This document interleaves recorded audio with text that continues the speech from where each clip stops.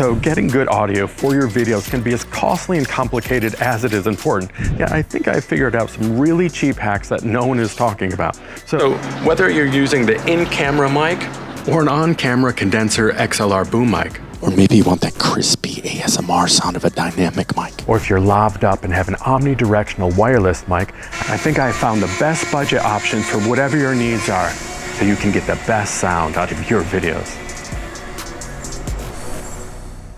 Now, if you're like me and you just got a camera or you want to make content or do videography professionally, you have so many things, so many unknowns to figure out, from camera settings, lenses, editing, color grading, drones, lenses, lighting, etc. And all of it costs money. And then last but definitely not least, audio, which dare I say is maybe the thing we should focus on first. But normally you start with just a little on-camera shotgun mic as your first purchase, and then you realize you probably need a wireless mic, and then maybe you want a professional boom level mic, and then maybe you want a good field recorder, and then a podcasting mic. And again, it's overwhelming. However, I think I have the best budget options for all of these categories to save you time and resources, and I'll compare them to you now, so you can decide which to get or start with, or under what circumstances you may want to use which type of mic for.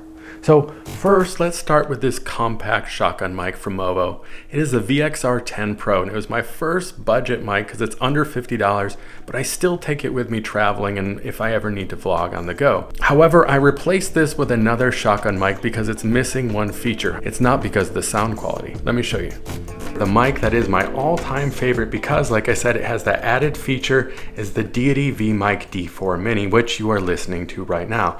But why I always keep it attached to my camera is because you can run a line in and out of it. So I can have scratch audio running as a backup audio track just in case, and then my wireless mic running simultaneously. So I can have a scratch audio running as a backup audio track just in case, and then my wireless mic running simultaneously. So I have two tracks of audio linked to my one media file that I can separate in post. Now what you're listening to is my Seramonic Blink 500 Pro, which is the best value wireless mic system because unlike Rode Wireless, you get everything you need from two lav mics, which you have to pay extra for with Rode, two wireless transmitters, which are themselves mics if you don't want to plug into the lav, the receiver, and then you get this amazing charging case, so you'll never run out of battery. And this Seramonic and Diety combo has been my setup for a while, but when I got my Sony FX3 with this amazing audio top handle, I got my first XLR condenser mic, which is the Sony ECM XM1 for about $100. And it is the mic that is meant to go with this audio interface, but it's also one of the cheapest options out there, and the quality is amazing, as you can hear.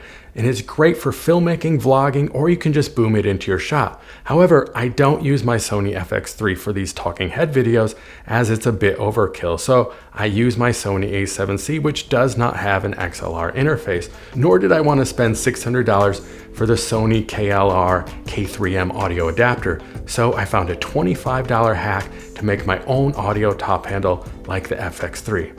But first, the other option for getting good audio is to have a field recorder / audio interface that you can record your voice directly into, or record noises from your environment, or have live music, or you can attach a mic into it. And this is one of the best budget recorders called the Tascam DR40X. And if you're doing voiceovers, this may be all you need, one and done, and you don't even need a mic.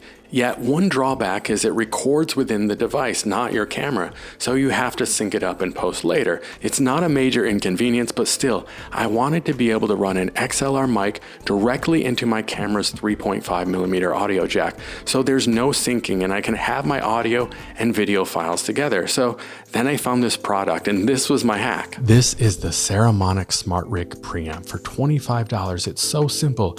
It has a gain dial and a headphone jack, XLR input, and it supplies power to your condenser boom mics, which have electronic moving parts. So you have to supply 48 volts of power, or phantom power. So this takes a 9-volt battery and runs to a 3.5mm audio jack, a TRRS audio connection. Now, this is where I had to modify it a bit. And if you didn't know, but our phones' audio jacks have a TRRS receiver, which stands for tip ring sleeve. So you can see that visibly on the line, where our cameras only accept TRS, tip ring sleeve. So you can see the difference between one ring versus two. So I had to get a TRRS to TRS adapter, which was only like $5. And now I can add my XLR condenser boom mics directly into my camera, and I made my own DIY audio top handle for my A7C, or it could go into any camera, and I just saved $500. So boom and shotgun mics or condenser mics are great for picking up audio from a distance. They're great for filmmaking where you have a very sensitive boom mic off camera, picking up vocals from afar, and as long as it's pointed near the actor's mouth, you will get good, clean audio, and you'll get some audio tones from the scene as well. And the longer the length of the tube, usually the better range, and the more pointed directionally the sound will be. So you can see the difference between the MOVO's tube size compared to the Sony's. So the Sony XLR mic is great, but it was missing something for me. I just didn't love the sound or the lack of intimacy with my voice, especially when I'm in a studio space like this where the sound isn't treated, when I only want you to hear my voice and not all the ambient noises in the room or the echo of my voice reverberating around the walls. So then I need a different kind of mic, a dynamic mic. Now, another way to describe that intimate sound I was looking for would be to say I wanted that podcasty voice. And the best budget way to get that is with a dynamic mic, which is a low sensitivity mic that does not require power because there's no electronic moving pieces to absorb the sound waves. So it's really only going to pick up audio from 2 to 6 inches in front of the diaphragm. Yet it can handle louder variations of sound, so the closer I get, the more ASMR-y I can get it. And this is a MOANA XLR podcast mic, the PD100, which is only $45, which is honestly nuts at how cheap this is. And you will, with any mic, have to experiment with setting the gain in camera, but usually you put it at its lowest, which is 1, and you set the gain levels at the interface to as high as you need.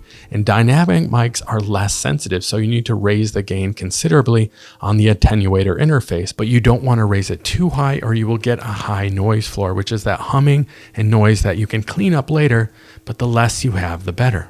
But this brings me to my final and maybe most important piece, is you have to know how to do some minimal post-processing or EQing, equalizing, to get the sound that you want.